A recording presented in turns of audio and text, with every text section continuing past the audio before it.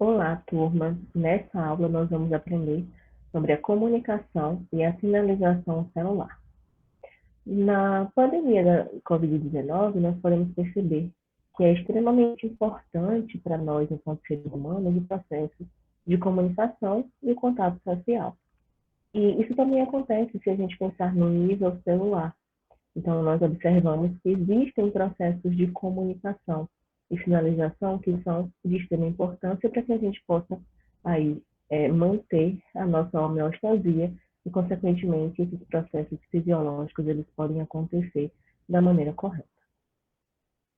Existem diferentes tipos de comunicação célula a célula. Uma secreção ou uma sinalização chamada de sinalização autócrina é aquela onde a célula que produz o mensageiro químico o secreta, e esse mensageiro químico ele vai atuar na própria célula, através de receptores específicos para ele.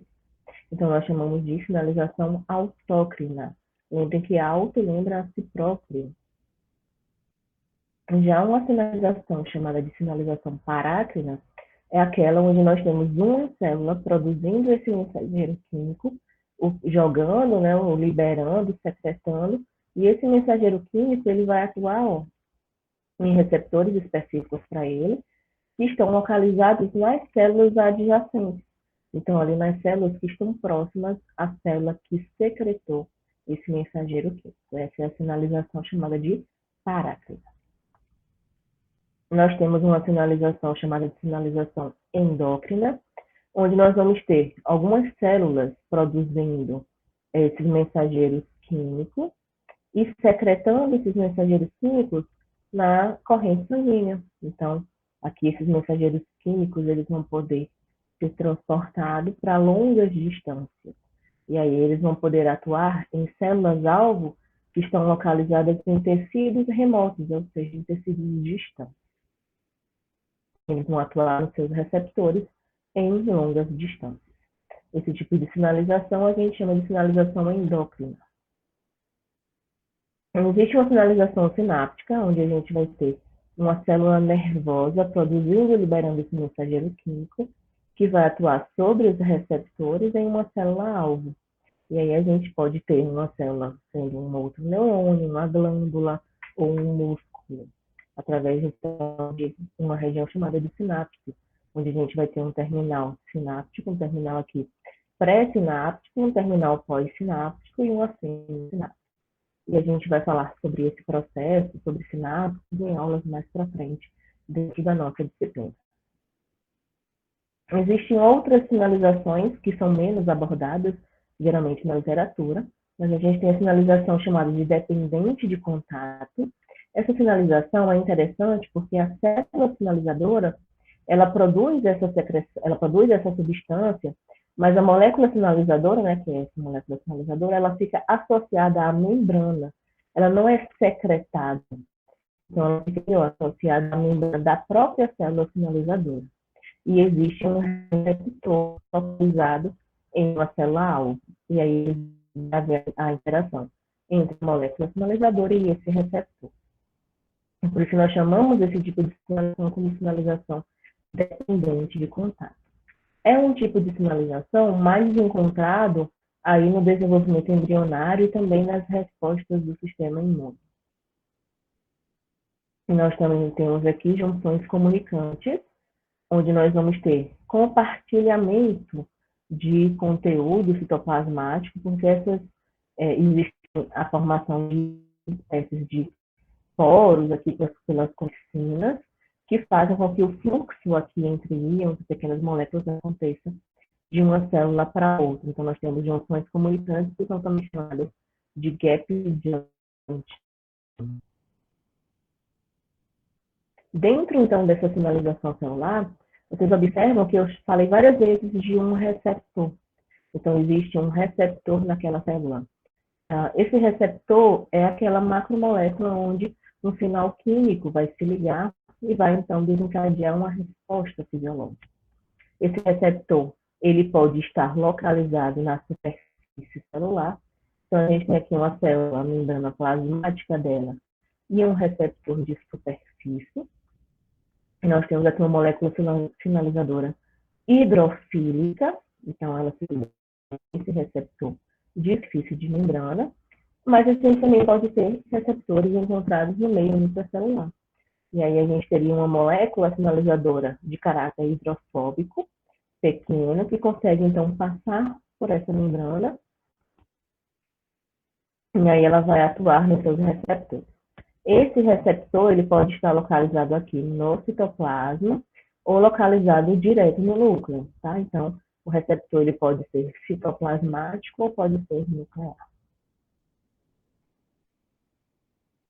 Dentro desse processo de sinalização celular, um dos passos extremamente importantes é o que a gente chama de transdução de sinal. O que é a transdução de sinal?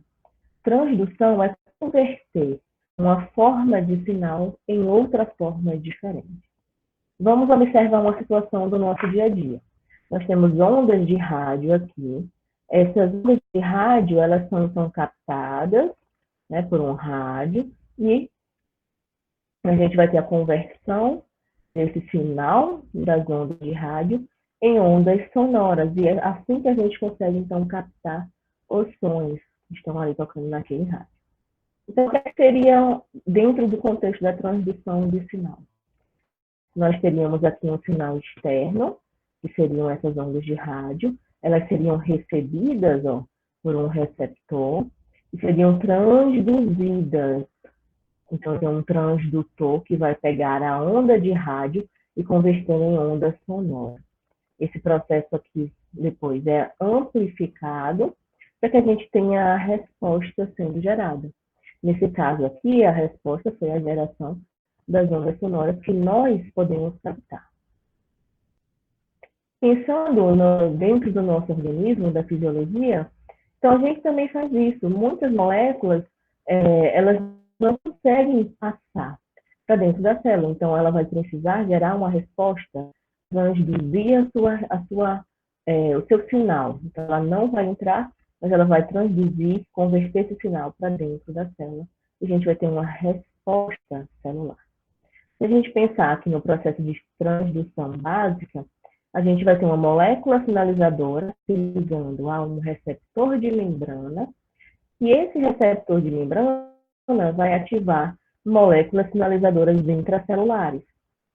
Então, observem que aqui a gente tem um tipo de molécula sinalizadora que não entra na célula, aqui a gente tem outro tipo de molécula sinalizadora intracelular. Essas moléculas sinalizadoras intracelulares vão alterar proteínas-alvo e, consequentemente, vão gerar uma resposta. Essa primeira molécula sinalizadora é chamada de primeiro mensageiro, ou mensageiro primário. Ele vai se ligar num receptor que funciona como um transdutor. Então, é ele que vai fazer essa alteração do sinal externo em um sinal interno. E aí a gente tem a ativação de um sistema de segundos mensageiros, um mensageiro secundário. E esses mensageiros secundários, eles vão atuar em diferentes alvos para gerar uma resposta fisiológica específica. Pensando aqui nas vias de transdução, uma molécula sinalizadora se liga a um receptor de membrana, inicia esse processo de transdução de sinal por proteínas. Algumas enzimas amplificadoras, elas vão fazer parte desse processo. Então, observe, a gente tem uma resposta inicial, a gente tem uma resposta amplificadora. A gente tem uma ligação inicial e uma resposta amplificadora.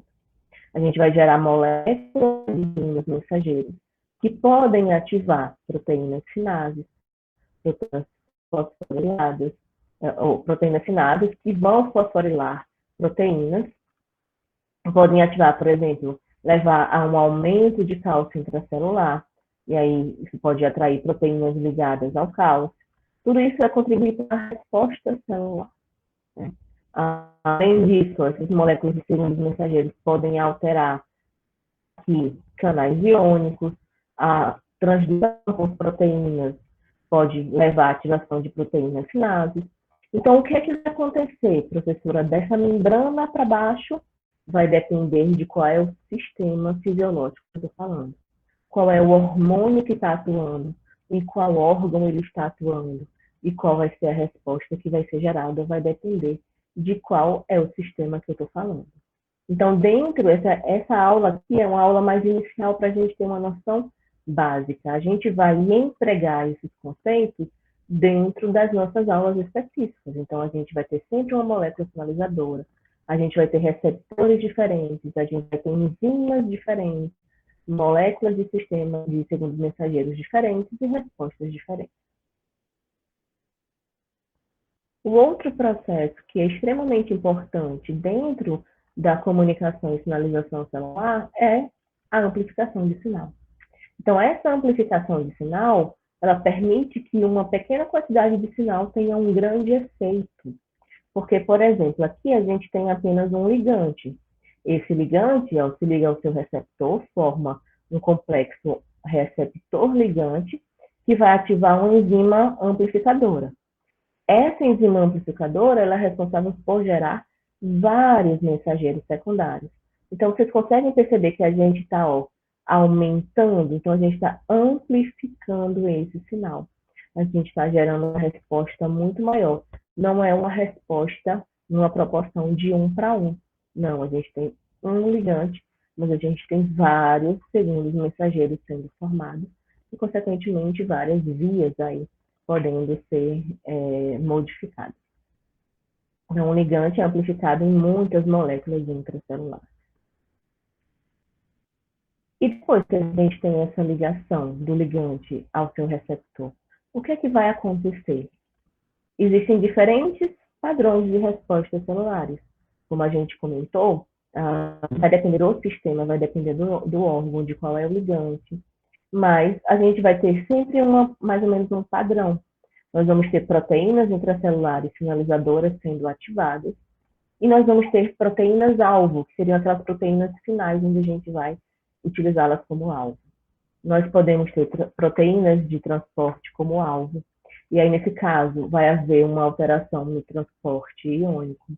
Nós podemos ter enzimas metabólicas como alvo, e aí nós vamos ter um metabolismo alterado. Nós podemos ter proteínas de gene, ter a expressão gênica alterada. Nós podemos ter proteínas do citoesqueleto sendo alteradas, né? Tem aqui proteínas-alvo.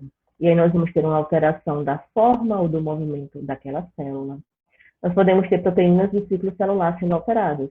E aí nós vamos ter alteração no crescimento e na divisão celular. Então, existem inúmeros caminhos que podem aí acontecer, a depender do ligante, do receptor, do local onde essa sinalização está acontecendo. E quem são as moléculas sinalizadoras? A depender do livro, a gente pode encontrar essas moléculas sinalizadoras recebendo nomes diferentes. Lá na biologia celular, geralmente a gente conhece como sinal químico. Em alguns momentos vocês podem observar como hormônios, né?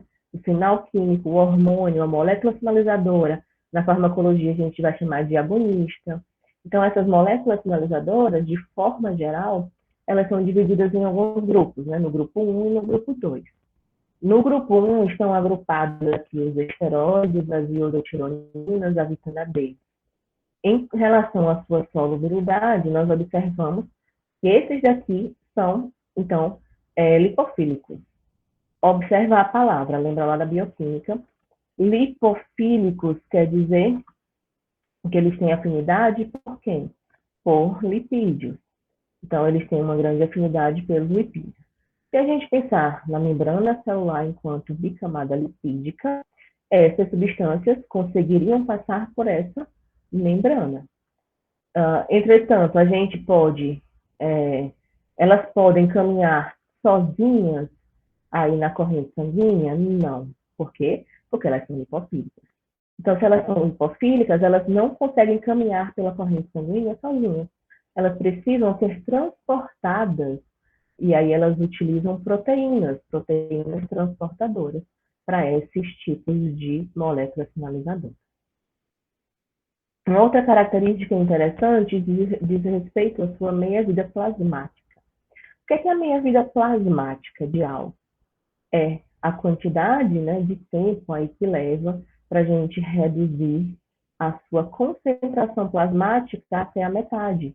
Então, é um tempo que leva para a gente meio que reduzir a quantidade que a gente tem daquele tipo de hormônio, de molécula sinalizadora, até a metade. Então, a meia-vida plasmática dos membros desse grupo 1 é longa. Quer dizer, vai demorar horas ou dias para a gente conseguir reduzir a concentração plasmática dessas substâncias até a metade. Em relação ao seu receptor, já que elas são lipofílicas e elas conseguem ultrapassar a bicamada lipídica, né, de fosfolipídios, aí a gente vai observar o que esses seus receptores estão localizados no meio intracelular. Podem estar no citoplasma, podem estar diretamente no núcleo. Então, o mediador aqui dessa sinalização vai ser o complexo hormônio-receptor, porque o hormônio ele vai entrar na célula e vai se ligar ao seu receptor. Já em relação às moléculas sinalizadoras do grupo 2, nós temos polipeptídeos, proteínas, glicoproteínas, catecolaminas. A solubilidade desses membros aqui do grupo 2, né, eles são hidrofílicos, então eles têm uma maior afinidade aí pela água, exceto aqui os prostanóides. Então, eles não precisam ser transportados ali quando eles caem na corrente sanguínea. Então, geralmente, eles não vão precisar desses transportes de proteínas. Já a meia-vida plasmática deles é curta, é em minutos, então é uma meia-vida mais curta. O receptor deles está na membrana. Por quê? Porque eles não conseguem passar pela membrana plasmática e entrar naquela célula. Então, o receptor precisa estar na superfície celular. Então, ele fica ali na região da membrana plasmática.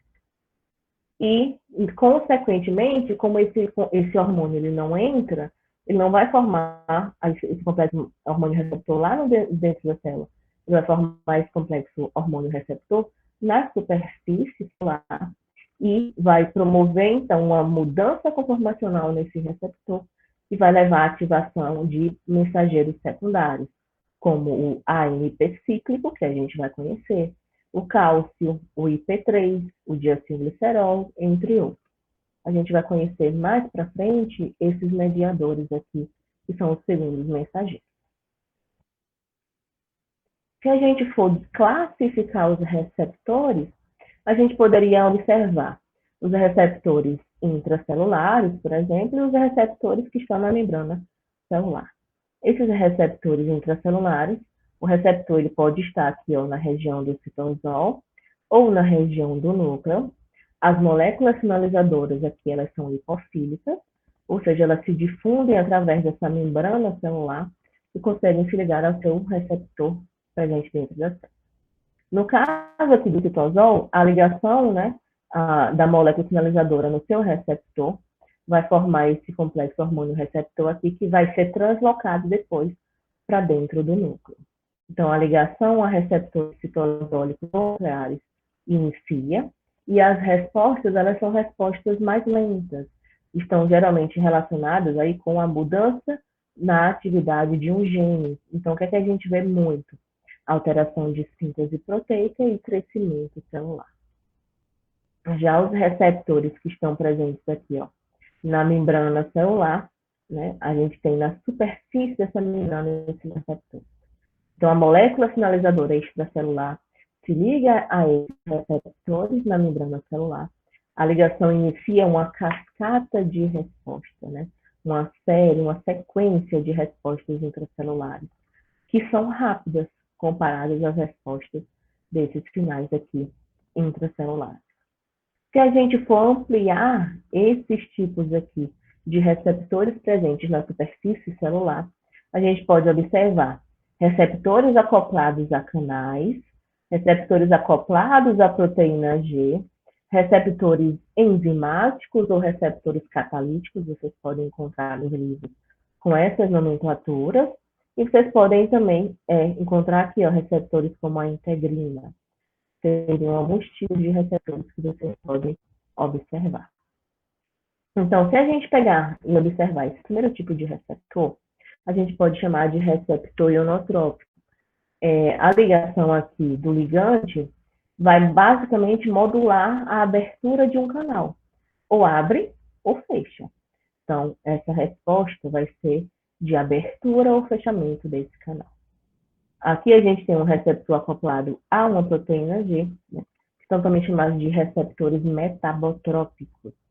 A ligação do ligante a esse receptor acoplado à proteína G pode abrir um canal iônico como consequência depois, ou pode aqui alterar atividades enzimáticas dentro dessa célula.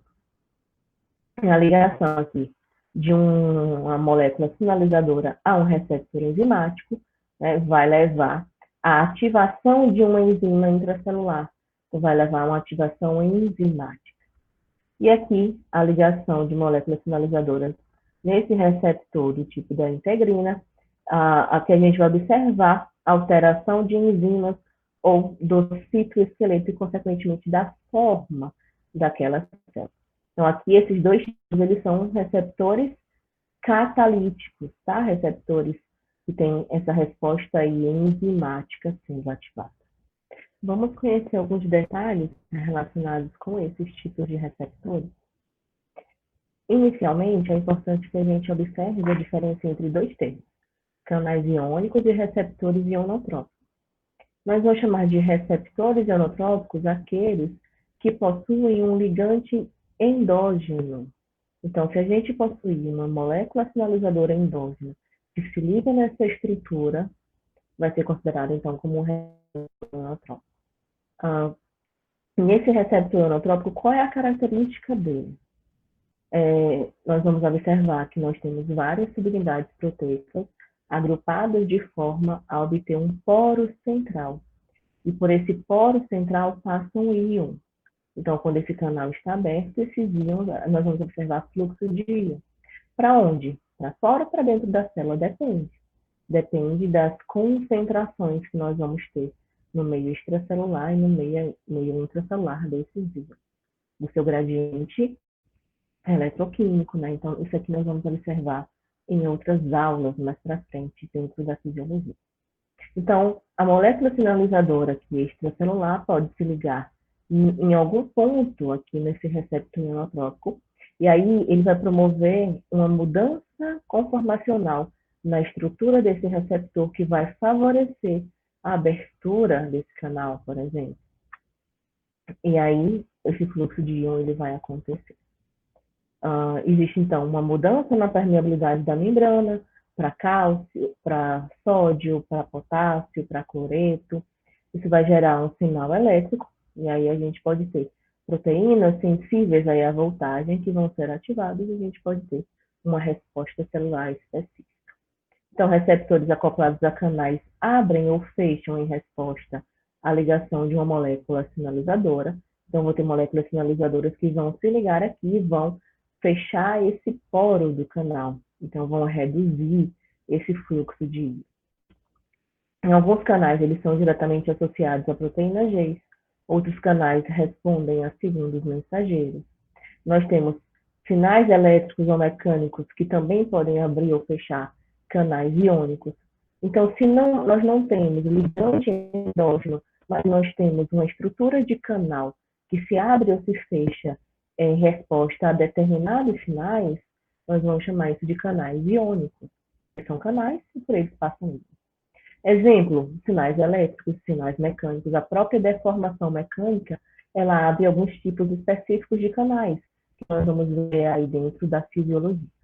Então, dentro das próximas aulas e dos sistemas, nós vamos começar a aplicar realmente as sinalizações utilizando receptores ionotrópicos ou canais iônicos. Nós vamos observar a estrutura desses receptores ionotrópicos. Nós podemos fazer um corte aqui e observar. Observem aqui, pessoal, que nós temos diferentes subunidades proteicas. Então, aqui eu tenho uma proteína, 2, 3, 4, 5. E elas se organizam no espaço de forma a gerar um poro central. Observem que aqui cada proteína dessa vai passar pela membrana celular, aqui pela membrana plasmática, 4 vezes, né? Nós temos 4 segmentos transmembranários, M1, M2, M3 e M4.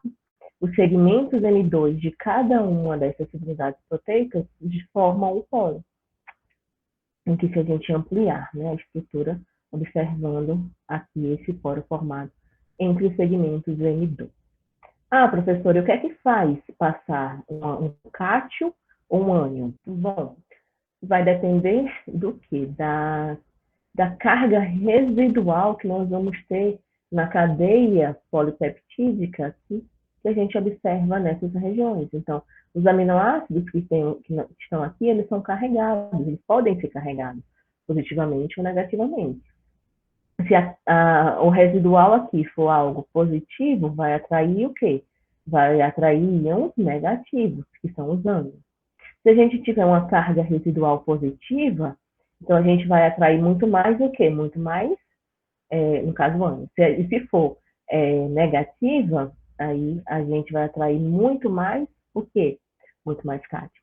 Então, tudo depende do quê? Da cadeia lateral, né? Que está presente aqui, das cargas presentes nessas estruturas.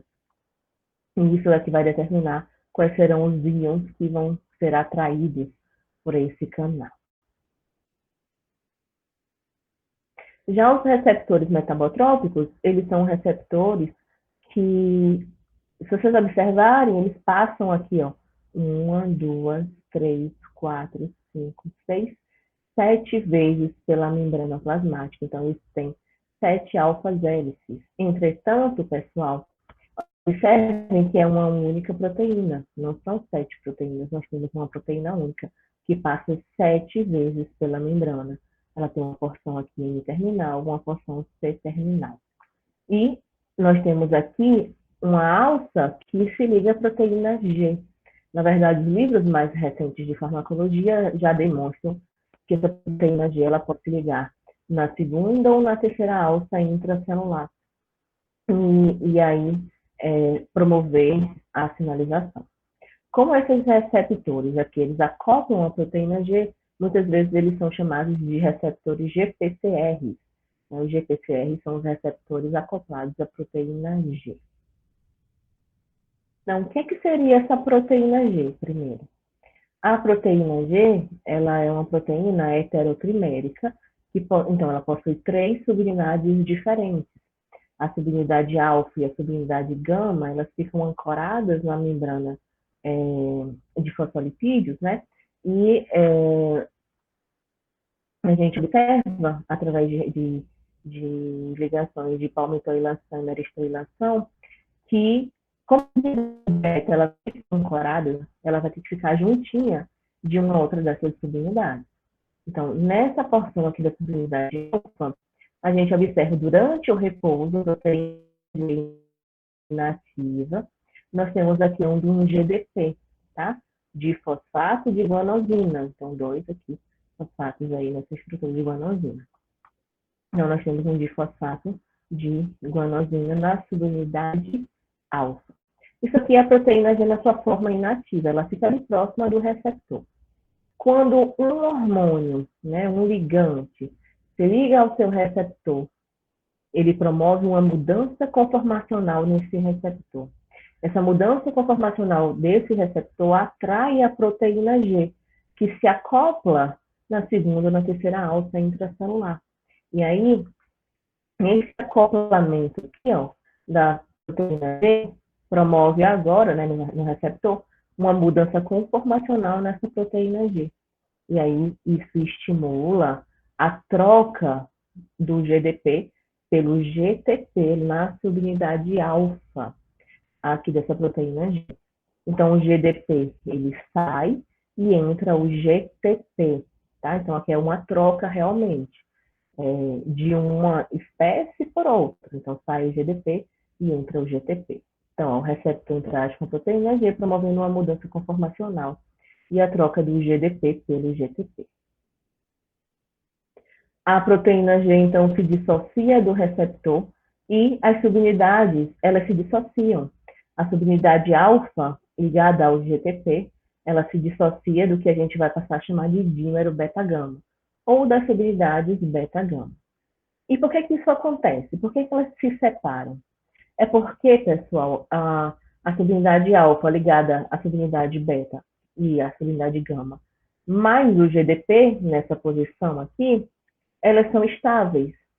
Quando a gente tira o GDP e troca por um GTP, a gente troca uma estrutura menor por uma estrutura bem menor. Então, quimicamente falando, não é estável para elas ficarem todas unidas.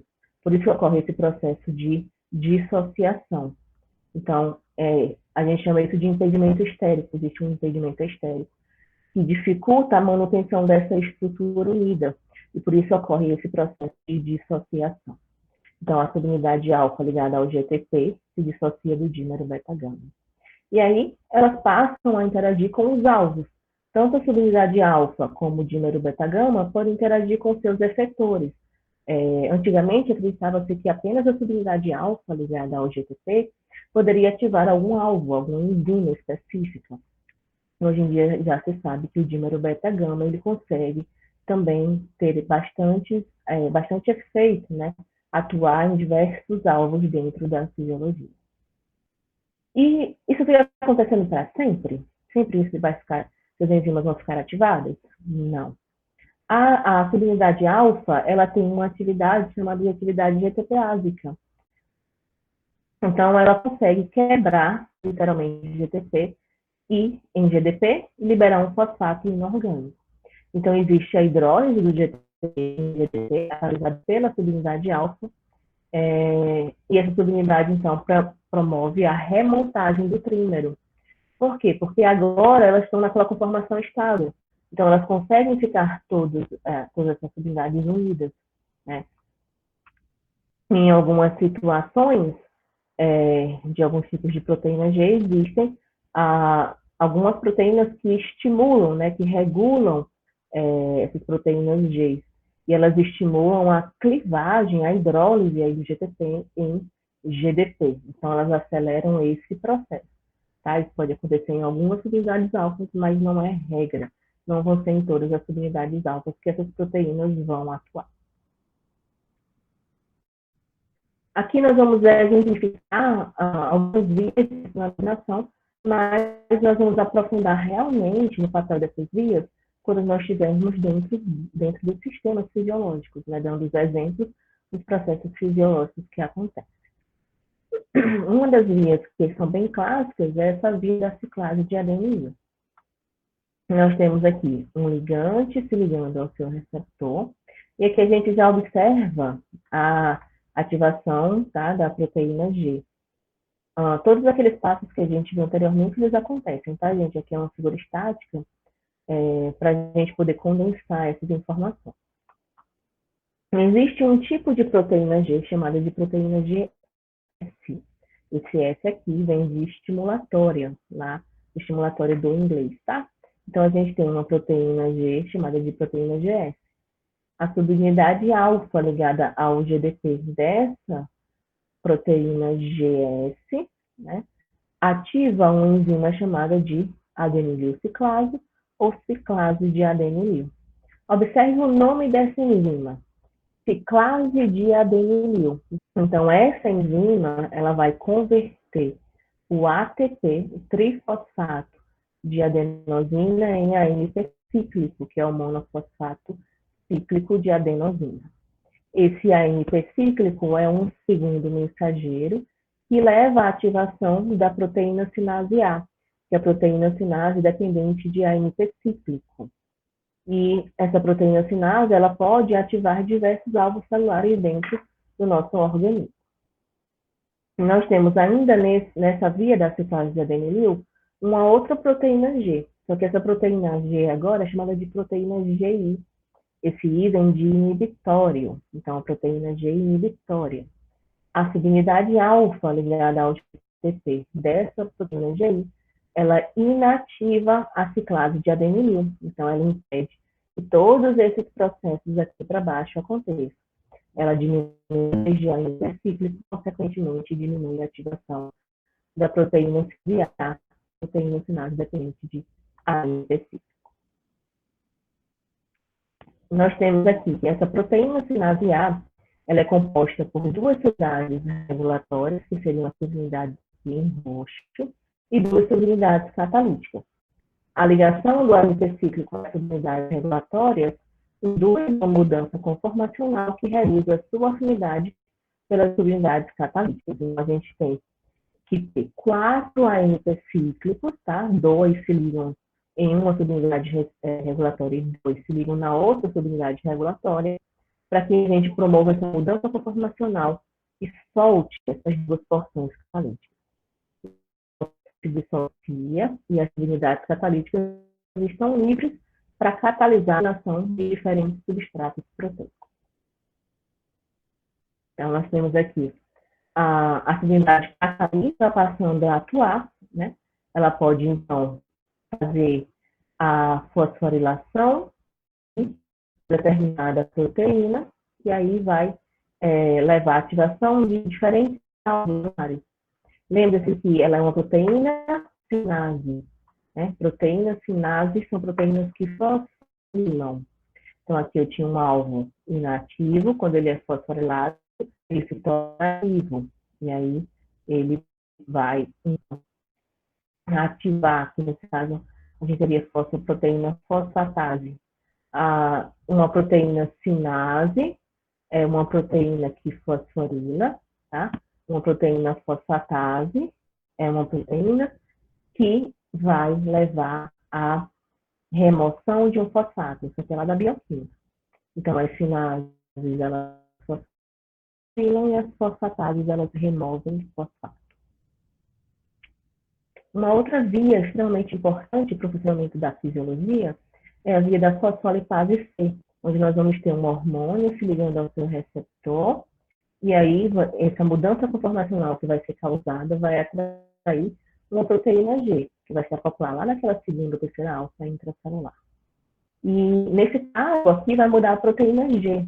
A proteína G agora já vai ser a proteína GQ, tá? Então, a gente vai ter a afinidade alfa de uma ligada ao GTP, de uma proteína GQ, ativando uma enzima chamada de fosfolipase C.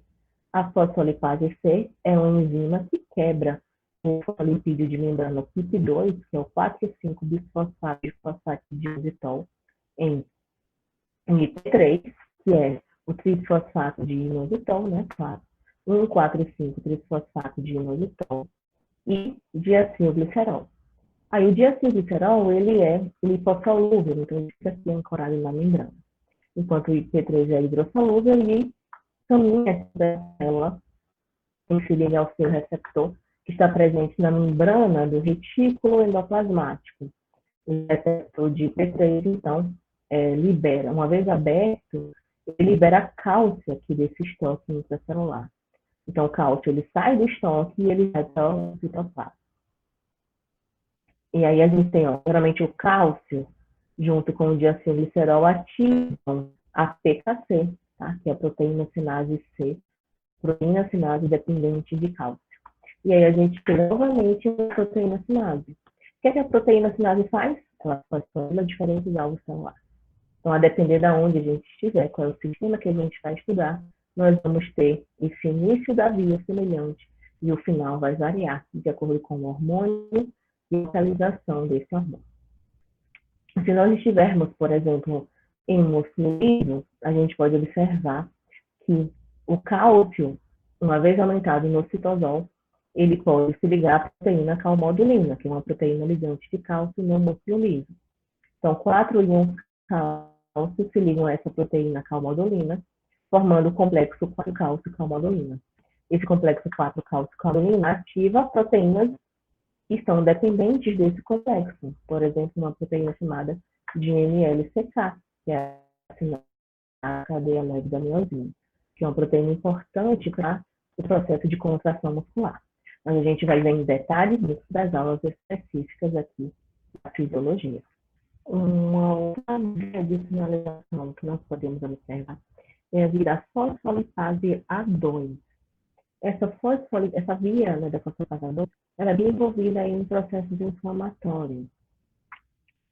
Nesse caso aqui, ó, a ativação de proteínas G distintas de cálcio, de cálcio, e outros fatores que nós vamos estudar mais para frente na fisiologia, ativam essa enzima chamada de fosfolipase A2, que é uma enzima responsável por clivar fosfolipídios de membrana, uma fosfatidilcolina, fosfatidiletonolamina, liberando o ácido araquidônico.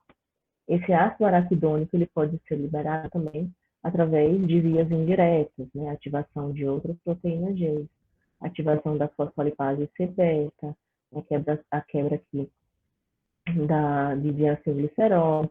Então, a gente tem diferentes vias que levam ao aumento do ácido araquidônico.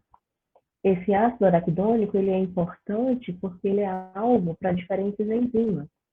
As epoxigenases, né, citocromo P450, vão formar alguns ácidos. Aí a gente tem o ácido araquidônico aqui sendo alvo da 5-lipoxigenase, e vai culminar no final, aqui, na formação dos leucotrienos. A gente tem a ação aqui da ciclooxigenase, utilizando o ácido araquidônico, leva à formação de diferentes compostos, como tromboxano, a prostaciclina e as prostaglandinas.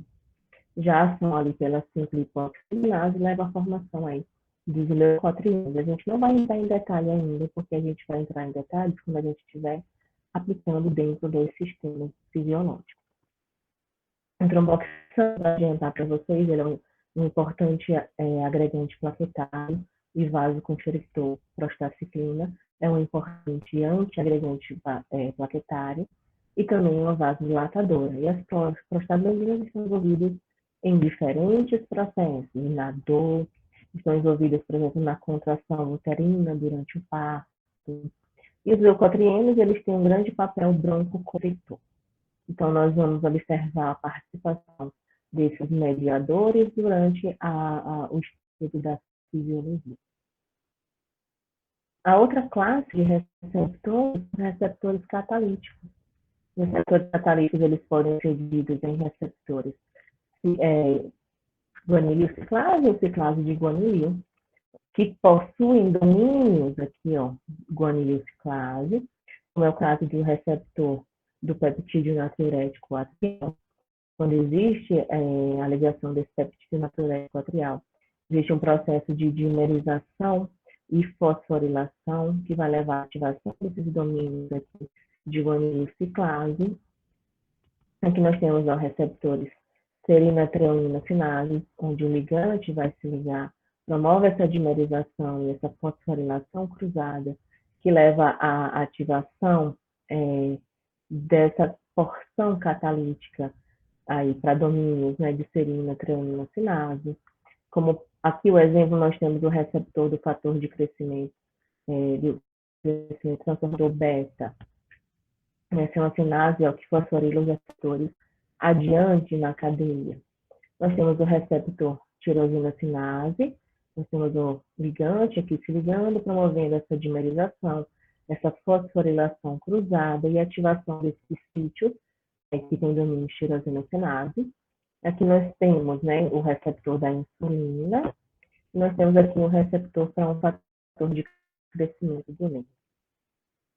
Nós temos receptores associados à tirosina sinase, que são receptores que não têm uma atividade catalítica intrínseca, mas eles recrutam algumas proteínas que têm essa atividade enzimática, como as proteínas JAK, né, que têm domínio de tirosina sinase. Recrutam proteínas chamadas de STAT. Aqui é o caso do receptor para citocinas, como o IL-6. Então, dentro da fisiologia, quando nós formos estudar a atuação de diferentes tipos de ligantes, nós vamos retomar essas estruturas e falar como é que acontecem os processos de transdução, né, de sinalização e transdução celulares em maiores detalhes. Um exemplo aqui é do peptídeo natriurético, ligando nesse receptor com atividade de guanilil ciclase, né, o receptor catalítico. Essa ativação aqui leva à conversão, né, do GP em GNP cíclico.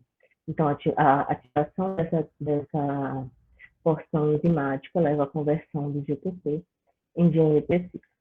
Esse GNP cíclico, uma vez formado pode ativar aqui a PKG, que é a proteína sinase, dependente de GNP cíclico. E aí essa proteína sinase, por ser uma sinase, pode fosforilar diferentes alvos celulares. Então, isso vai levar a uma resposta. Nós temos também um tipo de proteína chamada de clase de guanilina, guanilina clase, solúvel, aqui está solúvel, que é o receptor para o óxido nítrico. O óxido nítrico nós vamos estudar na fisiologia, porque é o nosso mais potente vasodilatador. Ela também converte o GTP em GNP cíclico. Os níveis aumentados de GNP cíclico são importantes para a sinalização celular, mas a gente precisa conseguir parar, né, barrar essas respostas também. Então, nós temos um grupo de enzimas chamadas de PDEs, né, que são as fosfodiesterases. Elas são enzimas responsáveis por quebrar os GNP cíclicos, os nucleotídeos cíclicos, e aí nós temos PDEs específicas para GNP cíclico, para NP cíclico, e tirar essa porção cíclica deles. Então, ela consegue converter o GNP cíclico em 5-GNP. Então, ele não está mais na forma cíclica. Não estando na forma cíclica, não consegue ativar a agir. Então, essas ações, elas são precárias, né? Além disso, a gente observa aqui a presença de proteínas fosfatases, que são importantes para retirar o fosfato. E aí, essa proteína, ela perde essa fosforilação. Os receptores chamados de intracelulares, a gente tem que observar que eles são receptores para hormônios, por exemplo, os hormônios esteroides, diodotironina, tripsina D, conseguem passar pela membrana plasmática e aí eles se ligam em receptores que podem estar ou no citoplasma ou no núcleo. Se esse receptor tiver no citoplasma, esse complexo hormônio-receptor, ele vai ser direcionado para a região do núcleo. Então, ele vai atuar nas porções do DNA. Já, em alguns momentos, o receptor está direto no núcleo, então esse complexo hormônio-receptor também vai alterar os processos de transcrição, consequentemente de tradução e de geração de proteínas. Por isso que a gente sempre fala que existe um impacto aí na síntese proteica e no crescimento celular. Já foi observado também que alguns hormônios desses esteroides podem atuar em alguns receptores presentes na superfície da célula. Nesse caso, a gente vai ter uma resposta mais rápida, comparada a essa resposta aqui dos receptores intracelulares. Né? Se a gente for observar uma gradação de escala em questões de resposta celular, os receptores inotrópicos são aqueles onde a gente vai obter a resposta mais rápida, porque é só abrir um canal ou fechar e aí aumentar o fluxo ou diminuir o fluxo de íons. Então, a resposta é em milissegundos. As respostas iniciadas pelos receptores metabotrópicos estão aí em segundos. A gente tem as respostas dos receptores catalíticos. Se a gente colocar em minutos, horas, a gente tem em muitas horas as respostas aqui através desses receptores intracelulares. Então, a gente tem um tempo de resposta muito mais demorado aqui nesse caso. E para finalizar essa resposta, se a gente para, a gente vai ter um hormônio ligado a um receptor para sempre? O que a gente pode fazer para parar essa resposta? Então, existem mecanismos da gente detectar e a gente precisa parar um sinal. Muito tempo que esse hormônio ficou ligado a esse receptor, né, esse ligante aqui, a esse receptor, uma das coisas que a gente pode fazer é recrutar uma proteína chamada de GRK, que são as sinases dos receptores de PCR. Isso acontece muito com os receptores metabotrópicos, tá, pessoal? Então, por ser uma sinase, ela vai fosforilar o quê?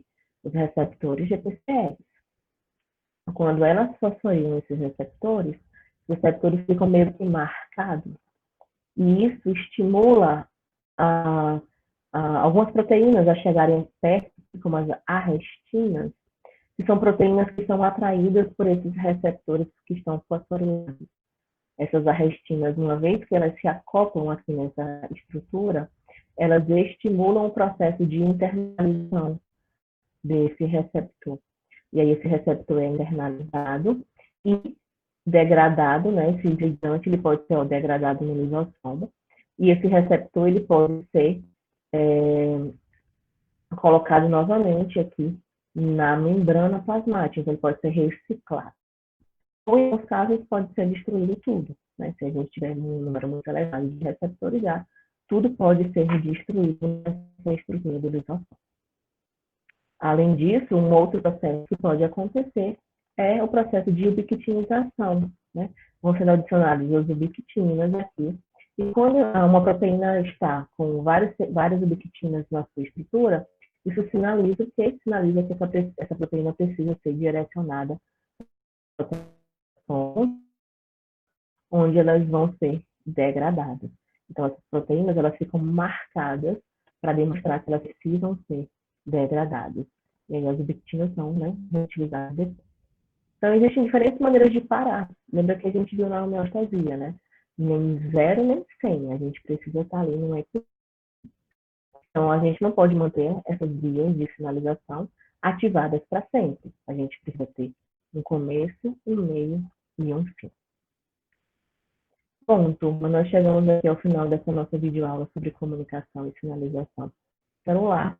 É uma aula introdutória, onde a gente apenas apresentou para vocês essas vias. Então, vai ficar muito mais fácil quando a gente estiver dentro dos sistemas e a gente vai fazer a aplicação, utilizar essas vias para explicar como é que os processos realmente acontecem.